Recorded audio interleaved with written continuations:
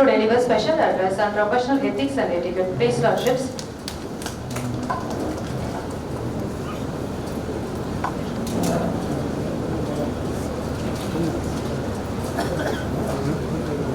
Good evening and vanakkam.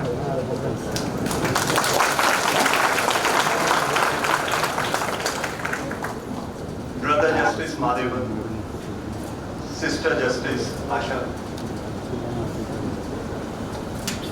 Brother Justice Marikaran, former Chief Justice of the Kerala High Court, the Chairman and members of the Bar Council of Tamil Nadu, the Vice Chairman of the Bar Council of India, the parents of the young lawyers here, and my young friends.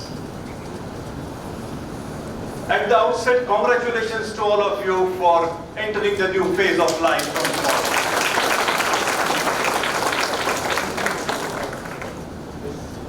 Are your spirits high? Yes. I have not heard it. Yes. That's better.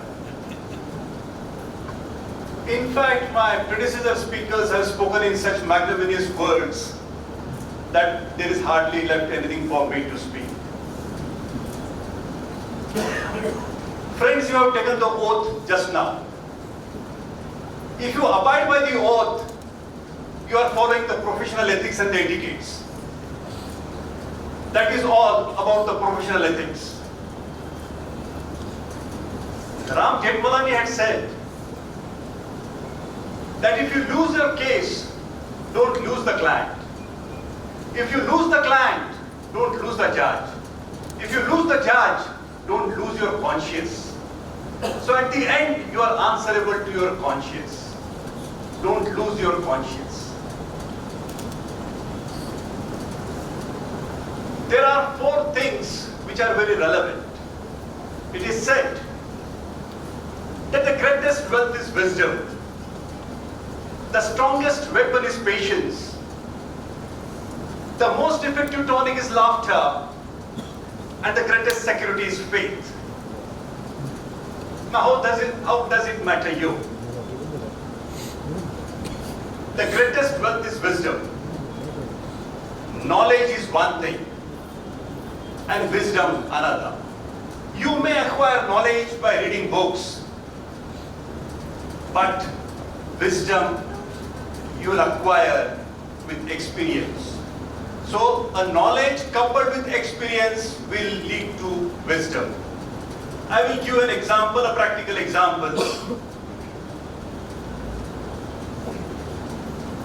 A lady was a witness, and the case of the prosecution was that the lady had seen a murder taking place at the midnight on the road from her balcony. When the matter went on trial, 1 year had lapsed. The trial commenced, there were 2 accused. One accused was represented by a senior lawyer, and another accused was represented by a young lawyer who had passed his LLB examination in first class first. The senior lawyer started cross-examination. He saw that the lady is wearing glasses, thick glasses. So he asked the lady to take out the glasses, went about 25 feet back and asked the lady, "Can you see me now?" The lady answered, "No."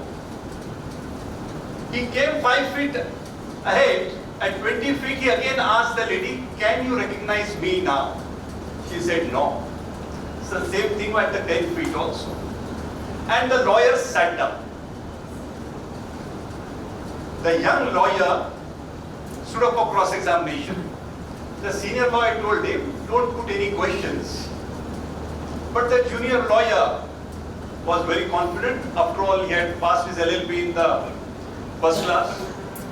So he asked a question to that lady, "Madam, since how long you are wearing these glasses?" The lady said, 6 months back I suffered an accident, and from then only I am wearing the glasses. So the entire cross-examination of the senior lawyer was washed away by this question. So what is necessary is wisdom, not knowledge. You will not acquire these by reading books.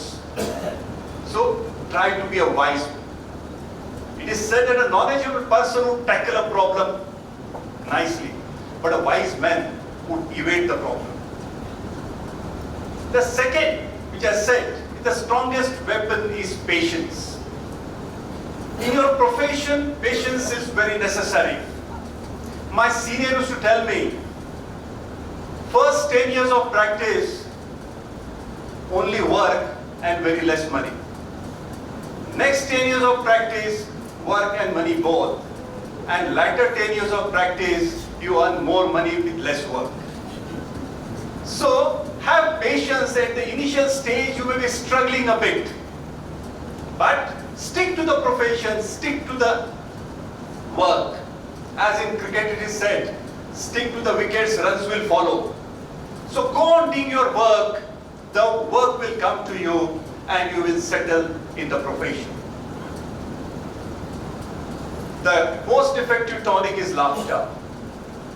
The profession which you are entering into is demanding. You have to put in a lot of efforts, lot of hard work. It is said that hard work defeats talent if the talent does not work hard. So you have to work very hard. So the only thing is there has to be some stress buster.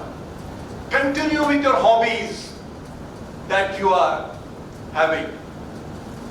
You will have to take out some time for yourself. You will have to take out some space. You have to make some space for yourself. And at the same time work hard. Don't ignore yourself. Don't ignore your health. And the greatest security is faith. Have faith in yourself. Have faith in your capability. Have faith in your competency. And have faith in the system where you are there. So all these things, if you follow, you may or you would always succeed. Dream big. You have to dream to reach the zenith. And remember what Dr. APJ Abdul Kalam had said. Dreams are not those which you see in sleep. Dreams are those which do not allow you to sleep. So, dream big and try to achieve that. There is also another saying.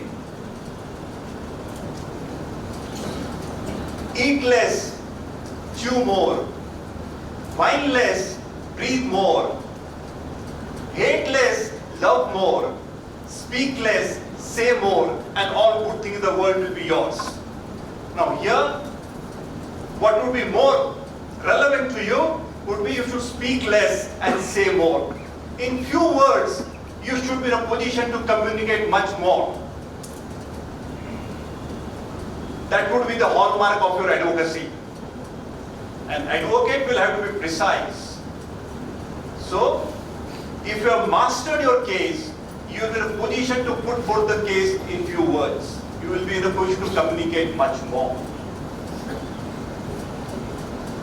Once, a lady visited Lord Thurlow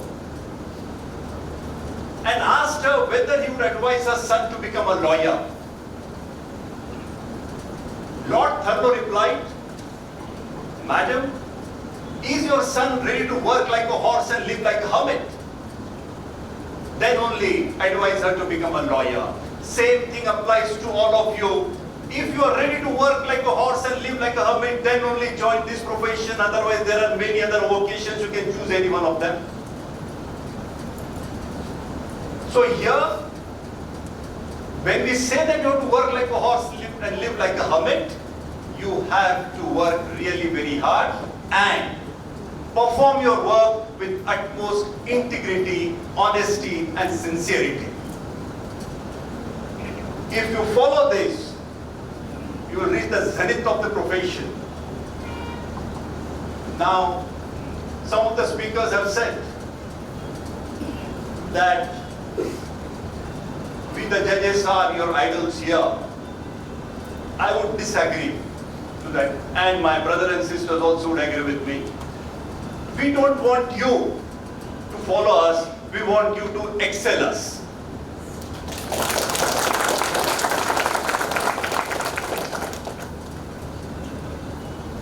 are entering into a new era.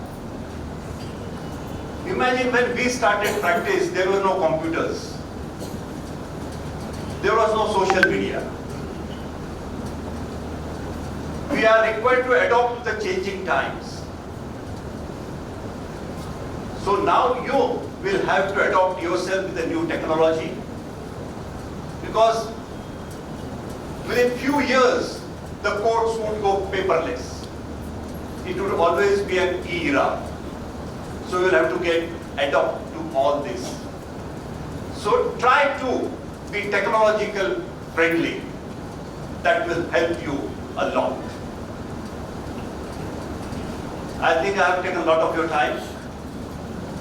I wish you all the very best in your profession. Stay safe, stay healthy, stay blessed.